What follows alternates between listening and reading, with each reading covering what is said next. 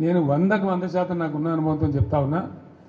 మనం ఏం పెద్ద గొడవలు బట్టి కొట్టేది లేదు, గడపలు బట్టి తవ్వేది లేదు. పార్టీని పెట్టుకొని ఉంటే చాలు, టార్చ్ లైట్ పెట్టుకొని ఉరికెత్తారు మళ్ళీ మన దగ్గరికి. ఎక్కడికి పోతేరా నాయన అని ఆటోమేటిక్గా జరుగుతుంది. ఇవాళ రేపు ప్రజలు మునుపటి లెక్క గొర్రెల లెక్క లేరు. వీళ్ళన్నీ తీసేస్తున్నారు. యాదవుల గొర్రెలు తీసేస్తున్నారు. వాళ్ళు డిపాజిట్ కట్టలు డబ్బులు వాపసిస్తున్నారు. చేప పిల్లలు బంద్ పెట్టిండ్రు, ఫీజు రియంబర్స్మెంట్ బంద్ పెట్టిండ్రు. ఎన్ని రోజులు ఒప్పుకోబడతారు ప్రజలు? వాళ్ళు చూస్తారు, టైం దాకా చూస్తారు. ఉన్నాయన్నీ ఎత్తేసి మేము 1, 2 ఇస్తామని 2కు 4 ఇస్తామని నరికి అసలు మోసం తెచ్చినట్టు ఉన్నాయే పీక్ పారైతే ఇదేం అన్యాయం అని చెప్పి తప్పకుండా ఆల్రెడీ ఆలోచన చేస్తున్నారు. ప్రజల్లో తిరుగుబాటు ధోరణి వస్తుంది.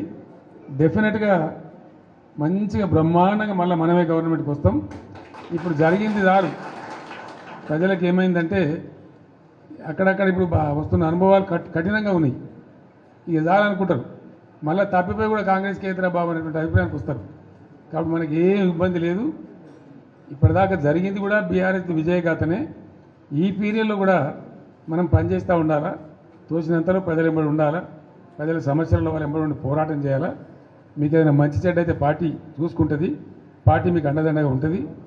మీరు ఇంత పెద్ద ఎత్తున లార్జ్ స్కేల్లో మహబూబాబాద్ నుంచి, కొంత మన మేడ్చల్ నుంచి, మన నల్గొండ జిల్లా నుంచి నాయకులందరూ వచ్చినారు. చాలా సంతోషం. ఇక ముందు ఏం చేస్తామంటే వారానికి 1-2 నియోజకవర్గాలు పిలుద్దామనుకుంటున్నాం. మీరు వట్టిగా మధ్యలో దీని రావడం కాకుండా ఇక్కడనే మంచిగా మనకు భోజనశాల కూడా ఉంది. మీకు ముందే వస్తే చెప్పి వస్తే ఏమైందంటే 1000 మంది వచ్చిన బాధ లేకుండా ఇక్కడ మంచిగా భోజనాలు ఏర్పాటు చేస్తాం. మనం కాసేపు మంచిగా మాట్లాడుకోవచ్చు. అది నియోజకవర్గాల డేట్లు మేము త్వరలో ప్రకటిస్తాం.